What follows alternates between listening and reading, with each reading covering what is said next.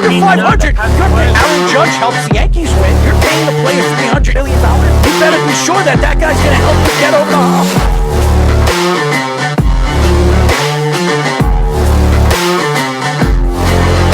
For some reason, this guy is completely lost on calling plays. Maybe he's a therapist.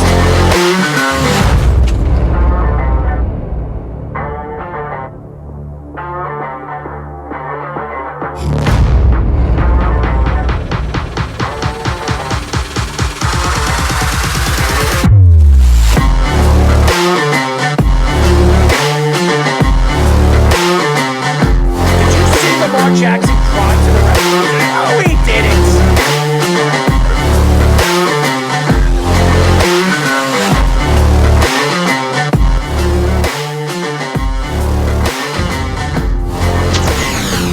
We are back for a new show of the Sports Loudmouth. My name is Errol Marks, my co-host, Speedy Petey, our executive producer, Mr. Aaron Fishman, and our Sports Minute, Mr. Tommy Scoops. 631-672-3108 is the number to call. Go to our website at www.worldwidesportsradio.com. Check out all our shows throughout the week, including the Loudmouth with me and Speedy Petey every single Mondays and Wednesdays at 7:30 p.m. All you have to do to tune in and check out our local listings for all our shows is go to our website at www.worldwidesportsradio.com. By the way, ladies and gentlemen, it has been an interesting day when it comes to the weather. It was pouring rain all morning long, then it becomes sunny. It's like summer weather now.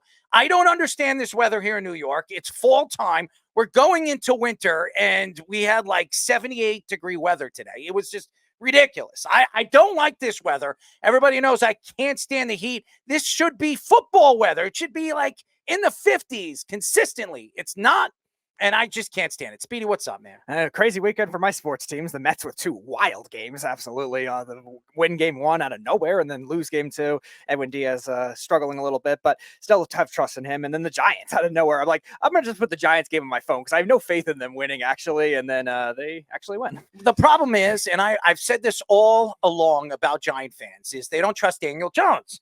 But I trust Daniel Jones, and I am not even a Giants fan. And Daniel Jones showed up on Sunday, as he's done really all season long. Just his team doesn't. And the coaching is just horrific, usually. But Brian Daboll, I think, understands what his strengths are, and I think he's starting to use Daniel Jones' strengths. And Daniel Jones has looked like a quality quarterback the last couple of weeks. So, and I like Daniel Jones, and I hope nothing but the best for him. And hopefully the Giants decide in the offseason that this guy is the future quarterback. Stop with going into the draft every single year trying to find the guy that's going to fill in that spot, that void that they haven't had since Eli Manning, which everybody couldn't stand Eli Manning before he won the Super Bowl in 2007. So a lot to get into today, but yeah, I just want to let everybody know that it's been a horrific weekend. I dealt with so many things, and I'm just happy to be here. I'm happy to just have some outbursts when it comes to sports. And my outbursts are going to be poured on my teams today. I'm going to tell you that right now, as the New York Jets are just an absolute debacle of an organization, and we will get into that first. But first, at 8:30, we'll be talking to Savannah Bananas co-head coach. He's been on our show. We're very happy to have him on again. Adam Viron. He will be on a show a little bit later in the show. At 9 o'clock, we'll be talking to former 11-year MLB catcher, my friend, Jimmy Lawrence, for the first time on the Sports Loudmouth. I've been to a couple of events with Jimmy. Jimmy is a nice guy. He's been through so many controversial things in his past. And then, how just remarkable how his past hasn't taken control of his life. And he's really changed his life. And he's become not only just a good face for Yankee baseball, just a good face for baseball. And so many different things so many events that he goes to, and so much that he stands for. So I'm very happy to have Jimmy join our show a little bit later. But Colin Cowherd said that Aaron Rodgers went into the dark retreat during the Jets' 23-17 loss against the Vikings. He added that Rodgers' body language is some of the worst in the NFL for a quarterback and is always blaming somebody else. He added that Robert Bambi Saleh shouldn't be blamed for their struggles because the Jets defense has played great without much of the pass rush. Craig Carton said that the Jets are starting to look like the same old Jets again.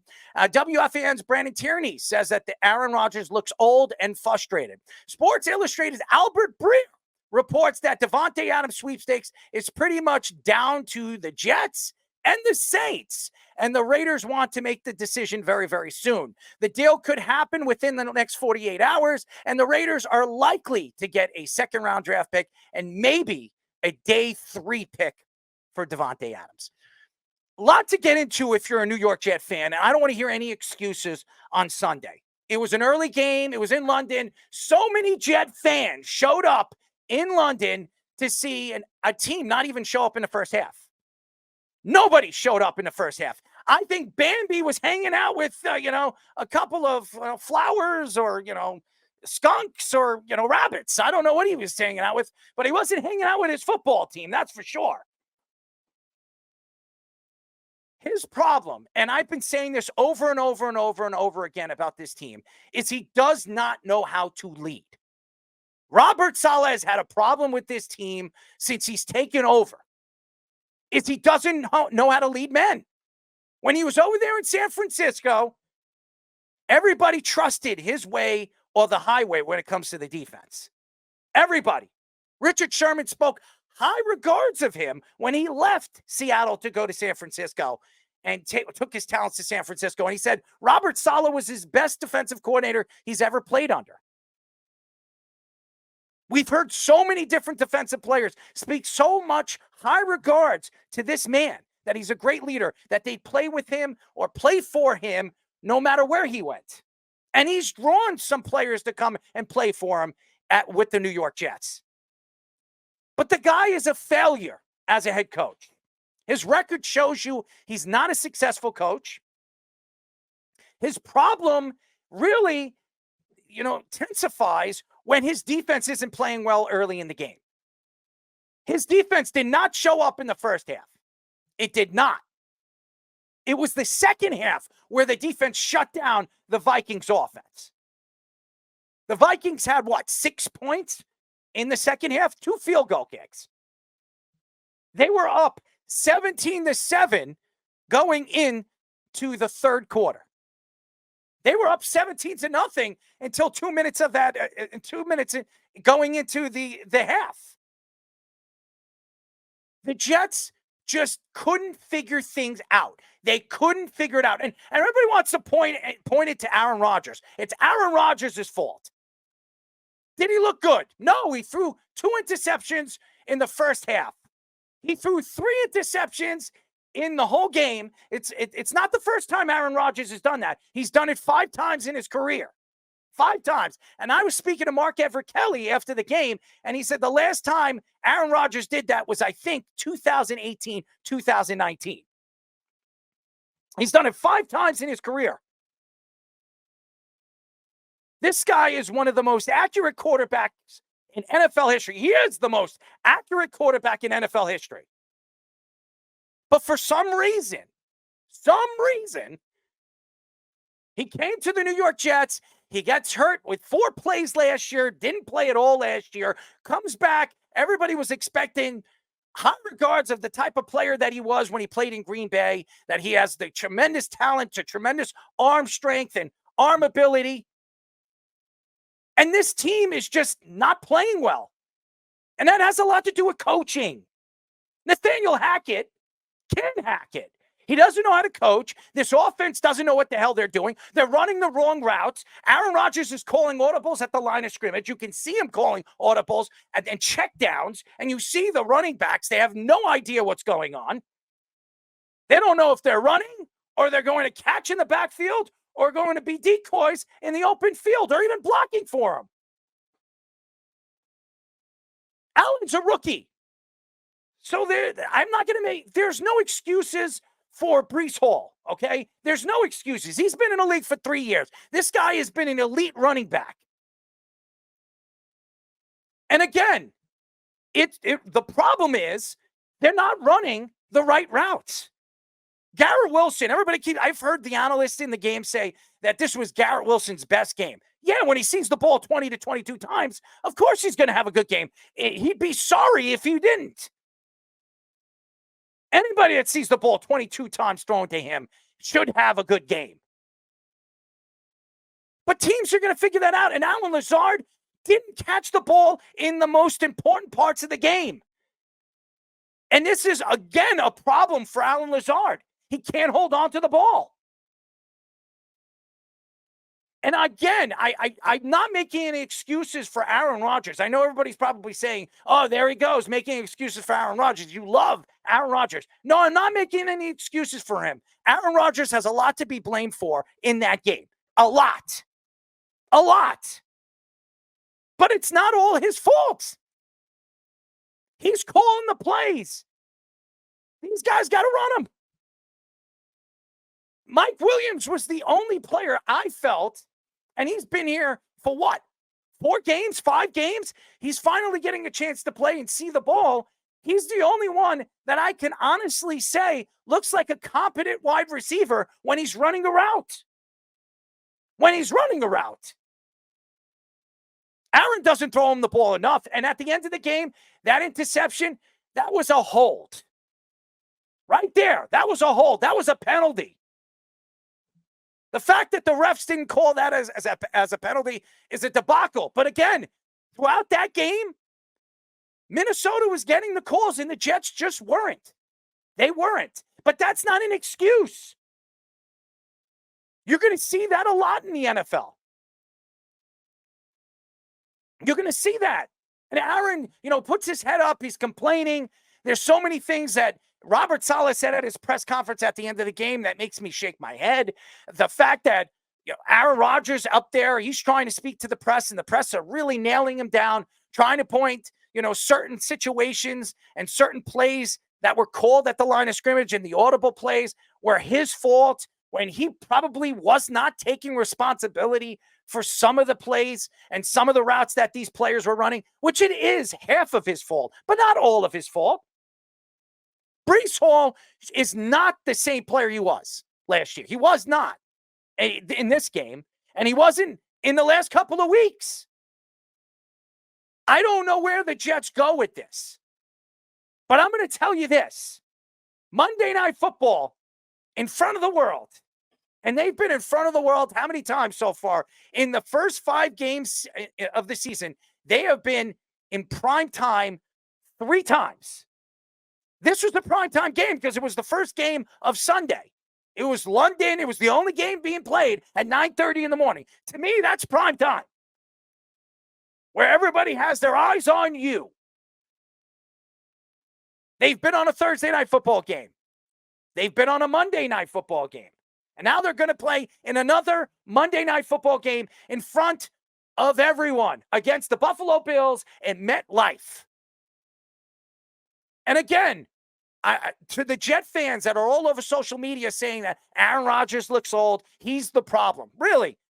2 weeks ago, you had a love fest for him after he beat New England 24-3. And I told all the Jet fans, this is the New England Patriots. They stink. Stink. They have no offense. They have Stevenson. That's it. They have no wide receivers. They have all number 3s and number 4s. Yes, Jeff, no number 2s. They're all 3s and 4s, if lucky. They have nothing. And again, we're going back and forth about the New York Jets because it's not just the way they play. It's how they lose. It's how they lose. They had a chance to beat the Broncos, even though they played a putrid game at MetLife last week. They still had a chance to win. Greg the Leg, who got a 2-year extension in the offseason because of what he did last year. He was one of the best kickers in the league, one of the most consistent ones in the AFC. He gets a 2-year extension from the Jets because they didn't want to lose him to free agency. And he missed 2 very important kicks throughout the game, especially the final one, 50 yards, what could have won him the game. Too many mistakes. Too many mistakes. And if you make mistakes in the NFL, a lot of these teams are they're so close to one another. It's not even New England, who absolutely stinks. They're not too far apart from the Jets. They're not too far apart from Buffalo. Any given Sunday, anybody could win because a lot of these teams have talent in certain positions. So, yes, when you look at it, you're trying to connect the dots with what the Jets have done over the last couple of weeks. What I can tell you right now is the 2 wins the Jets have had against the Titans and New England was expected. They should have beaten the Titans. They have Will Levis throwing the ball. And they should beat the New England Patriots because, 1, they have a rookie coach, and 2, they have Jacoby Brissett as their quarterback. And when they've played good quarterbacks, and yes, Sam Darnold is a good quarterback.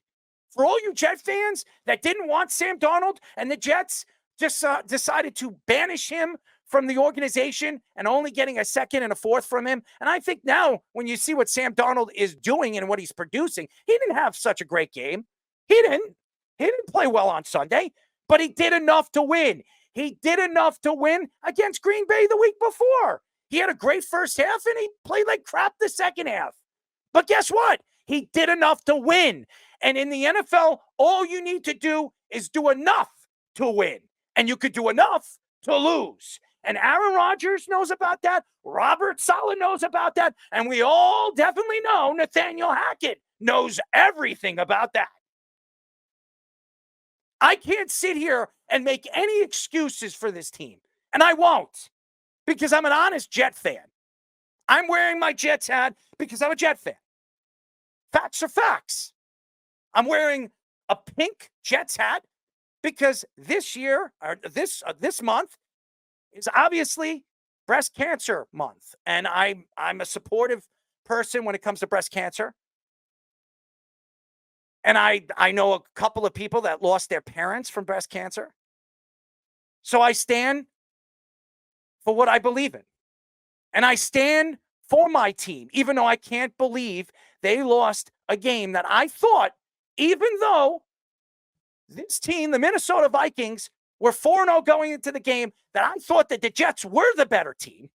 They had the more talent behind them with the running backs and with the wide receivers and even with the defense. And the only thing I saw on Sunday is Sauce Gardner. Yes, Sauce Gardner getting the penalties that he got, and DJ Reed making valuable mistakes in the game, which cost the Jets. And this is supposed to be a great secondary, one of the best secondaries in football. And I've argued that it is. But Sauce Gardner is no Darrelle Revis. And DJ Reed is no Antonio Cromartie. And you Jet fans that were sitting there and trying to compare this duo to that duo, there's no comparison. Stop it. There is no comparison to Antonio Cromartie and Darrelle Revis in the primes of their careers. Because honestly, what I've seen week in and week out this year, especially this year, is Sauce Gardner lackadaisical, making mistakes at the line of scrimmage, pulling and tugging on players, which we've been seeing since he's come into the league, but getting caught by the refs. And DJ Reed making careless mistakes in the open field. This is a defense that on paper is one of the best defenses in the league. One of the worst teams on third downs. One of the worst. And I don't care where they're ranked in the NFL. For all you Jet fans who are saying the Jets are a top 5 defense, when it counts, they're not. When it counts, they're not. On third downs, they're one of the worst teams in the NFL. And yes, that what Fish is showing right now on the video feed, that interception that Aaron Rodgers threw to Van Ginkel was horrible. It was horrible. It really was. But you know why it was really horrible? Because none of the players were running the right routes. If you watch that play, I don't know if anybody saw the play or watched the game. Nobody was even turned around when he threw that ball. Everybody was still running their routes. Mike Williams was supposed to turn around and get ready to catch the ball in that slot area. He doesn't even turn around. Ginkle read it, took it, pick six, right into the end zone. There's no excuses to this team. And if they lose against Buffalo on Monday Night Football, Bambi Sala needs to be, he needs to be fired. Okay. Up to down. He needs to be fired. You see, I'm so stuttery because there's nothing I could say about this team that I can make any more excuses for the coaching staff or the players. Somebody needs to go. It's not going to be Joe Douglas. It's going to be Sala.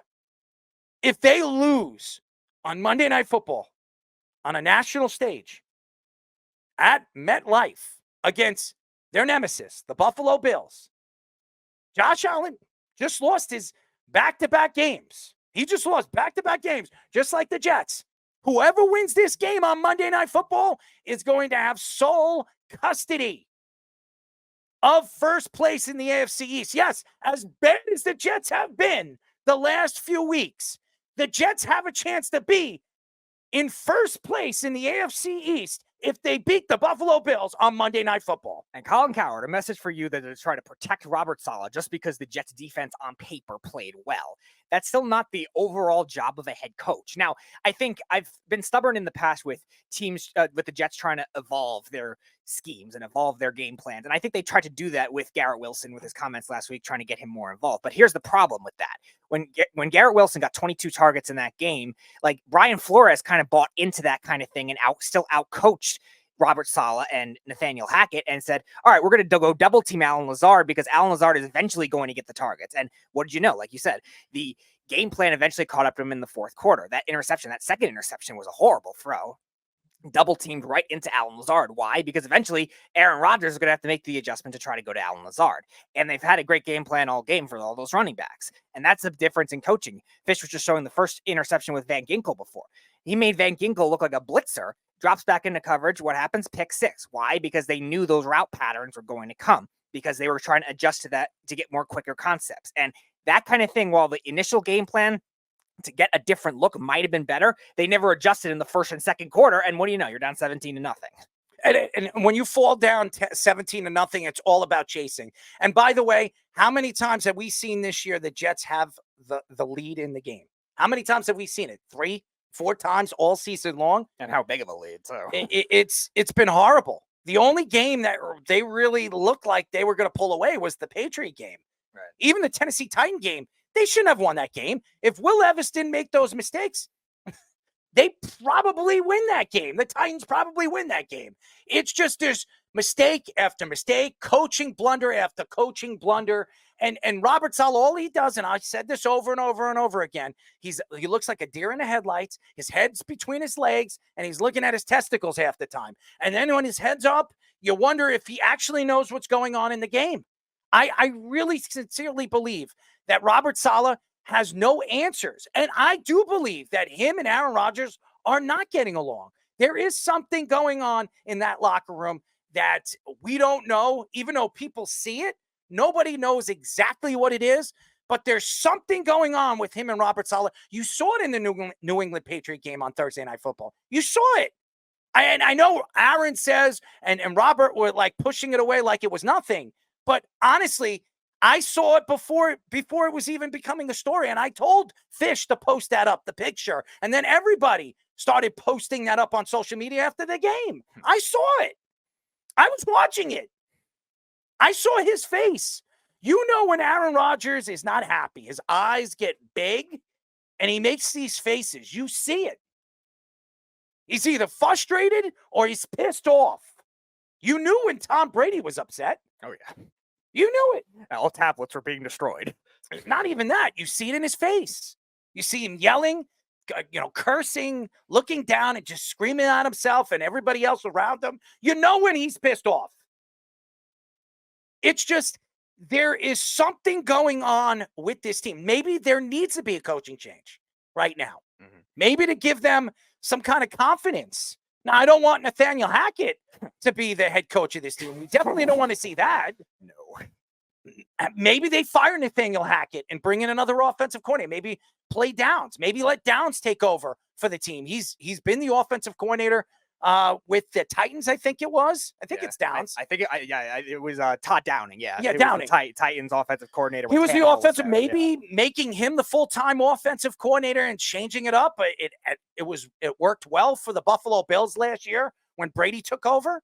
Maybe that's the way the Jets go. If it doesn't work out on Monday Night Football, I don't know. And I know Aaron Rodgers is not going to be happy with that if Nathaniel Hackett gets fired. But guess what?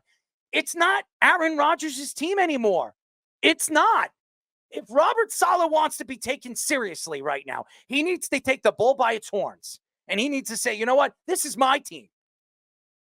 I could lose my job tomorrow if I can't get this team to play for me. And Aaron, you're going to go out there and you're going to do what I ask you to do. And that's go win a football game. And everybody's talking about this whole Davante Adams thing. Is this going to make this Jets team a Super Bowl contender if they make this move for Davante Adams? The answer, no. Because even with Davante Adams and Garrett Wilson on this roster, and yes, they will look explosive. On paper, it looks good, but on the field, it might not. The Jets can't run the ball. They are one-dimensional. One-dimensional. Last week, not this week, last week, all-purpose yards and scrimmage yards. Do you know how many yards Breece Hall ran last week? 9 yards. He was at a negative before the second half started. At a negative. Breece Hall. Everybody thought was going to be a top 3 running back. Yeah, and Bo Nix a negative passing yards, so they still couldn't execute. This is a problem.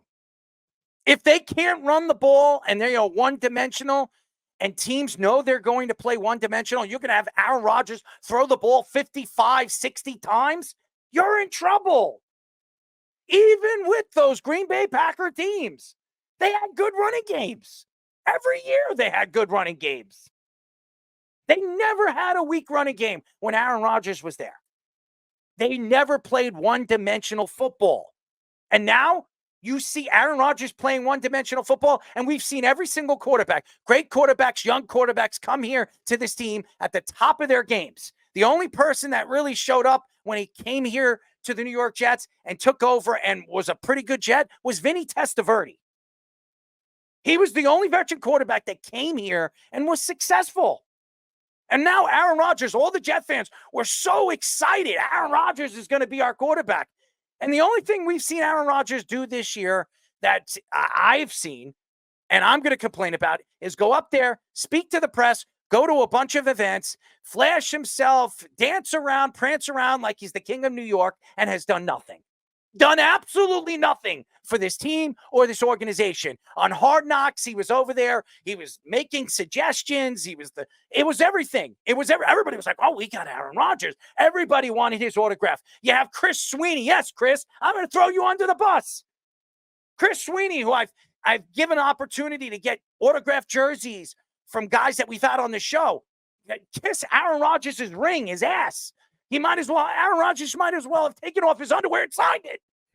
Before we get fishing, Keith said Rodgers was awful. Sauce got smoked all day long. You could say they were a top 3 defense before the year. Aaron needs to fire himself as the offensive coordinator. He blows, and the Testaverde team had a good offensive line. All right, Fish, your thoughts. My thoughts are they don't call good plays. It might not be the routes. It might be the plays. I think that the problem is you take a look at that pick 6. All 3 receivers on that side just ran little stop routes like we're playing JV football. That I've done that when I was a JV football coach, which is fine if you can get it off right away, except they knew that was coming. Brian Flores might end up being, assistant coach of the year, the way that he's going right now with the game plans he has, befuddling everyone he's faced. Giants look terrible against him. Apparently, Giants aren't as bad. We'll talk about them soon. The 49ers couldn't do anything against him. Purdy was completely stopped. And Aaron Rodgers threw 3 picks against this Vikings defense. They don't have, any superstars on that defense. So it's obviously a great scheme that's really bringing some good players together to play at a high level. Van Ginkel was great in Miami the year before. I think Can't say that he's healthy. really underrated. Really, well, look, he's a lot of the problems with the Miami guys. They can't stay healthy. But I'll tell you what, he dropped and read Rodgers and picked it off because they knew that play was coming. Whether it was Flores or Van Ginkel or a combination of both of them, Rodgers got schooled by Flores in that game. He threw 3 picks. He threw less than 50. Well, Was it like 51%? well, if you watch that play, Van Ginkel did know it was coming to him. But guess what? The wide receiver that he was throwing to didn't even turn around for the ball. He had no idea it was coming to him. And that's the problem. Nobody's running the right routes. Alan Lazard, who knows Aaron Rodgers very, very well, there were points in the game that he was throwing him the ball and it was hitting him from behind. He didn't even know it was coming to him. That's the problem. He's calling the plays and they don't even know what the plays are. That is coaching. That has everything to do with coaching. It has nothing to do with the players and what the players weren't doing. It's all about what you're practicing at, practice. You guys, they're practicing these plays all week long. Nathaniel Hackett is calling the plays, and these guys are running it over and over and over and over again at practice. How do you not know when you're calling the play that you got to turn around or you got to run right instead of left or go forward instead of backwards? It's horrible. This is horrible football. This is I would have never believed I'm going to say this. This is the worst offense I've seen in a very long time. Like really long time. Even Adam Gase, even with all the other coaches we've seen over the last couple of years, it's just a better run offense. Nathaniel Hackett is horrible. And Robert Saleh coming out and saying that you got to go through him this year before the play is going to be called, it makes it even look even worse. It's horrible. I saw a stat. Shout out to our guy Austin Gale. I think it said the Jets, I think, scored the same amount of points through 5 games last year as they did this year. By the way, Keith, last year's offense was not worse. Actually, it wasn't. As a matter of fact, Breece Hall had a fantastic year running the ball last year with a weaker offensive line. You heard it from me. Weaker offensive line. We had 16 injuries on the offensive line, and you could still run the ball. You had Zach Wilson. By the way, do you know that Zach Wilson at this time of season last year had at least one week with 300 yards in a game? How many has Aaron Rodgers had? None. He hasn't thrown a 300-yard game yet this year. Zach Wilson in 5 weeks had that game where he threw over 300 yards against Kansas City. This is a problem. Don't say that the offense last year was worse. It wasn't. This offense, this Jets offense, the Jets have a better record than they did last year. That's because of the teams that they're playing. But this offense is worse than it was last year. And again, and you have a healthy Aaron Rodgers. Who would have thought that Aaron Rodgers would have, I think, close to, no, actually, he has more interceptions than he does of touchdowns. I don't know exactly. I don't know the numbers, but I'm pretty much going to predict that Aaron Rodgers has thrown more interceptions than touchdowns this year. What is the numbers? Does anybody have the numbers right now? I'm bringing it up. I'm going to predict this. If he has more touchdowns, it's like an 8-7 ratio. I would say Aaron has 8 touchdowns to 7 interceptions. It's very close. What is it? It's 7 to 4. 7-4. It's not as bad as it seems. So but only 61% completion percentage, down from his 65% career. He's only throwing it an average of 6.3 yards a pass. He's over 7.5 for 7.7 for his career. So he has 7 touchdowns to 4 interceptions. He's putting up pedestrian numbers for Aaron Rodgers. Let's face it. And I think you hit it on the nail on the head, Errol. I want to put up a clip right here on why they are so bad. Here's 2 straight runs, 3rd and 2, 4th and 2 in the red zone. They don't get the points, by the way, because they go for it and get absolutely nothing with both of their running backs. But take a look back at these sets. They are running up against too many guys because, again, they have it schemed because they know what the Jets are going to do. The Jets are so predictable when they get into personnel groupings. Over here, there's an extra guy that's not going to be blocked on the first play, coming right through. Actually, I'm sorry, it was the second play. They just out-toughed on the right side of the line on that. But here, you can see that he's getting hit in the backfield on 4th and 2 because the blocking scheme calls. And let me explain how dumb this is. On 4th and 2, they have an extra guy over there. Now, you're going to bring a receiver across the formation to block a hard rushing end who's the only guy that can make the play, and then have the tight end just do nothing. Look at what happens. Tight end just gets out of the way. That guy gets in there. He never has a chance. But if the tight end went for the second guy in, the linebacker, who's straight over his head at the start of the play, by the way, very simple block for him. And then you just have, maybe you wait for the receiver to get out there and they just make a wall. This is basic shit. You can't make this up. And they don't get points. It could be a one-possession game in the second quarter if they kick the field goal. Or maybe they continue on. It's too simple.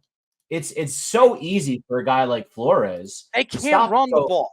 That's the facts. There's no explanation to anything else that you're saying, Fish. The fact is they can't run the ball. They have no chance of winning a football game if they can't figure out what is going on with this running game. And what's crazy about it is they have two really good backs. Two backs that can take over a game. Allen is a good back, and Breece Hall, even though he has looked like a shell of what he was last year, is a good back. So if your two good backs can't do anything, look at the Giants. They have Singletary, okay? Singletary is nowhere close to the talent Breece Hall is, and he's nowhere close to the talent Allen is. But he's still putting up numbers. And by the way, the offensive line for the Giants is nowhere close to the talent the Jets have. And they're playing better than the Jets are. And you know why they're playing better? Is because of the play calling. Their offensive line coach actually is a competent offensive line coach. Their coach, even though I'm not a big fan of his because he's like a dictator, he actually is a good offensive mind. And their defensive coach, who, is up and down really all season long, shows up in certain aspects of the game and actually calls the right play. The Jets on third downs this year have been one of the worst defenses in the league. Go look at it. The Jets have given up more third down plays than any team in football. Any team in football. You go to even Carolina. Look at the big teams. Look at New England. Nobody's given up more third downs than the New York Jets. Nobody. And the fact that the Jets are 2-3 right now is like it's like God giving them a gift.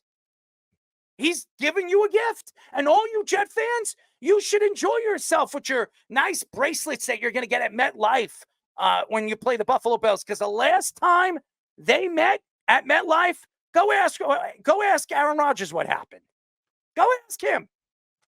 The last time the Buffalo Bills played the Jets at MetLife, I think it was on Monday night. Was it not? 9/11. Monday Night Football. What happened to Aaron Rodgers? 4 plays, he was out for the season. So, and the Jets actually won that game in overtime. This game is so very important for Robert Saleh, Aaron Rodgers, and you, the Jet fans. Because if the Jets lose this game on Monday night, Robert Saleh and this team are done. I'm telling you, I know everybody's going to say, well, they're 2-4. It's not over yet. It's over. The confidence level of this team is crap. There is no confidence. And the fact that everybody wants to say they have 2 wins, they played 2 garbage teams, 2 teams that shouldn't even have 1 win. I mean, the Patriots shouldn't have a win, and neither should the Titans. They're horrible. Horrible. So, and you have a Hall of Fame quarterback that after the game had really nothing to say. He had nothing to say. He says, we got to play better. Duh. I mean, what are you going to say? What I'm going to tell you as a Jet fan, and for all you Jet fans out there that have made excuses and say, now all of a sudden everybody wants to point their fingers at Aaron Rodgers. He's the problem. I saw so many posts today that Aaron Rodgers is the problem. No, he's not the problem. Wake up, guys. Wake up. It is your coach. That's the problem. That's the problem. And I've been saying this for 2 years. Why doesn't anybody listen to me? Bambi is the problem. Get it through your damn skulls. All you Jet fans out there who J-E-T-S sucks. You know why they suck? Because the coaching staff doesn't know what the hell they're doing. The reason why the Jets are not a winning organization is for years, year after year after year, bringing in the wrong coach. When are they going to get it right? When are they going to figure this out? Horrible. Absolutely horrible. 45 minutes on the New York Jets makes me sick.